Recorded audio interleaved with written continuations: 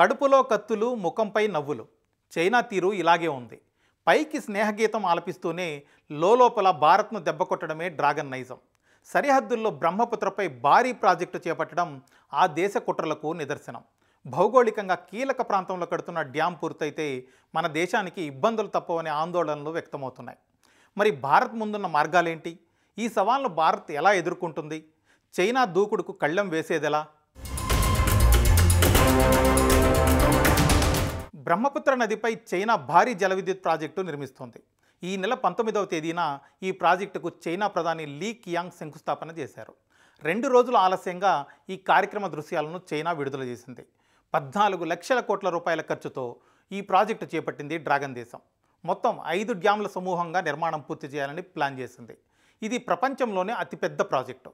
ఇప్పటికే ఉన్న 3 గోర్జన్ డ్యామ్ కంటే 3 రెట్లు పెద్దది. కొత్త ప్రాజెక్టుతో ఏడాదికి 300 బిలియన్ కిలోవాట్ల విద్యుత్ ఉత్పత్తి చేయాలన్నది చైనా టార్గెట్.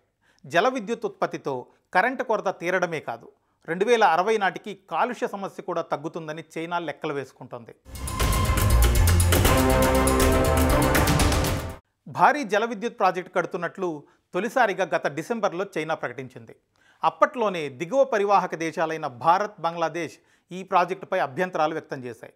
ప్రాజెక్టు నిర్మాణంతో జరిగే నష్టాలు, ఇబ్బందులపై ఆందోళన వెలిబుచ్చాయి. కానీ అభ్యంతరాలు, ఆందోళనలు చైనా పెద్దగా లెక్క చేయలేదు.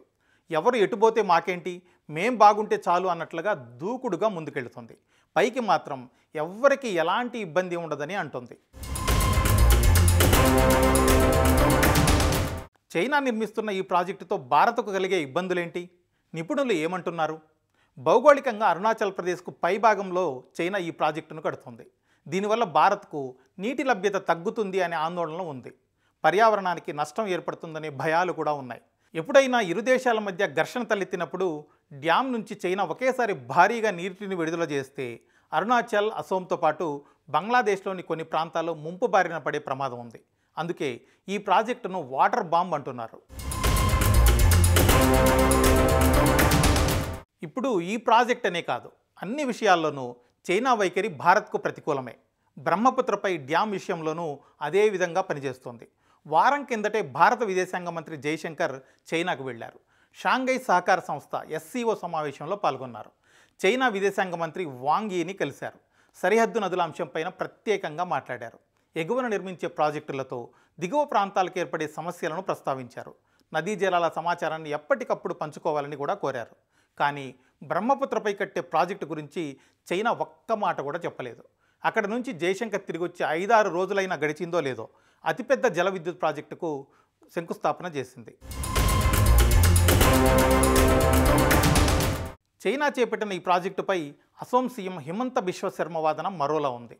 డ్రాగన్ డ్యామ్తో భారత్కు ప్రమాదం అన్న అభిప్రాయాలను ఆయన ఖండించారు. ఎగువ నుంచి వచ్చే ప్రవాహంపై భారత్ ఆధారపడాల్సిన పని లేదని అంటున్నారు. బ్రహ్మపుత్ర వర్షాధారిత నది అని, భారత్లోకి ప్రవేశించాకే అది బలపడుతుందని చెబుతున్నారు. మొత్తం నదీ ప్రవాహంలో చైనా నుంచి వచ్చేది 30 నుంచి 35% నీళ్లు మాత్రమేనన్నది హిమంత వాదన. అది కూడా హిమానీ నదాలు కరిగితే తప్ప మరో చోట నుంచి నీళ్లు వచ్చే అవకాశమే లేదంటున్నారు. అరుణాచల్ ప్రదేశ్, అసోం, నాగాలాండ్, మేఘాలయాల్లో కురిసే వర్షాలతోనే 65 నుంచి 70% నీళ్లు బ్రహ్మపుత్రలోకి చేరుతాయని గుర్తు చేస్తున్నారు. భారత్, చైనా సరిహద్దుల్లో సెకనుకు 2000 నుంచి 3000 క్యూబిక్ మీటర్ల నీరు ప్రవహిస్తుంటే సీజన్లో అసోంలో సెకనుకు 15,000 నుంచి 20,000 క్యూబిక్ మీటర్లు ఉన్నట్లు వెల్లడించారు. హిమంత వాదనలో కొంత నిజం ఉందన్నది నిపుణుల అభిప్రాయం. అయితే ఉద్దేశపూర్వకంగా చైనా నీళ్లు వదిలితే ఇబ్బందులు తప్పవని అంటున్నారు. పహల్గామ్ దారుణం తర్వాత సింధు నదీ జలాలపై భారత్ కఠిన నిర్ణయం తీసుకున్న కొన్ని నెలల్లోనే బ్రహ్మపుత్రపై చైనా ప్రాజెక్టు నిర్మాణం ప్రారంభించడం వెనుక కుట్రపూరిత ఆలోచన ఉందనే అభిప్రాయం వ్యక్తం చేస్తున్నారు. ఎగువ దేశంగా సింధు జలాల విషయంలో భారత్కు పైచేయి ఉన్నప్పటికీ దిగువ ప్రాంతంగా బ్రహ్మపుత్రకు సంబంధించి అలాంటి పరిస్థితి లేదని గుర్తు చేస్తున్నారు. బ్రహ్మపుత్ర నది ఎక్కడ పుడుతుంది, ఏ మార్గాల్లో ప్రవహిస్తుంది, ఎలా రూపాంతరం చెందుతుంది, ఆ విషయాలు ఒకసారి చూద్దాం. మనం బ్రహ్మపుత్ర అని పిలిచే నదిని చైనాలో యార్లెంగ్ సాంగ్పో అంటారు. టిబెట్ పశ్చిమాన యాంగ్సీ గ్లాసియర్ ప్రాంతంలో కైలాస పర్వతాలు, మానస సరోవర్కు ఆగ్నేయ దిశలో పుడుతుంది ఈ నది. టిబెట్ లోయలు యాంగ్సంగ్ సాంగ్పో గ్రాండ్ క్యాన్యాల్ మీదుగా ప్రవహిస్తుంది. అక్కడి నుంచి భారతదేశంలోకి ప్రవేశిస్తుంది. అంటే సరిహద్దునున్న అరుణాచల్ ప్రదేశ్లోని సియాంగ్ ప్రాంతంలోకి అడుగుడుతుంది. అక్కడి నుంచి విస్తృతి బాగా పెరుగుతుంది. అలా ప్రవహిస్తూ అసోంలోకి వస్తుంది. అసోం రాష్ట్రంలో దిబాంగ్, లోహిత్ ఉపనదులతో కలుస్తుంది. దాన్నే మనం బ్రహ్మపుత్రగా పిలుస్తాం. భారత్, బంగ్లాదేశ్లో ప్రవహించే తీస్తా ఉపనది కలవగానే బ్రహ్మపుత్రను జమునగా వ్యవహరిస్తారు. జమున నుంచి నీటి ప్రవాహం గంగలో కలిశాక పద్మగా మారుతుంది. పద్మ నదీ జలాలు బంగ్లాలోని చందాపూర్ వద్ద మేఘన నదిలో సంగమిస్తాయి. అక్కడి నుంచి బంగాళాఖాతంలో కలుస్తాయి.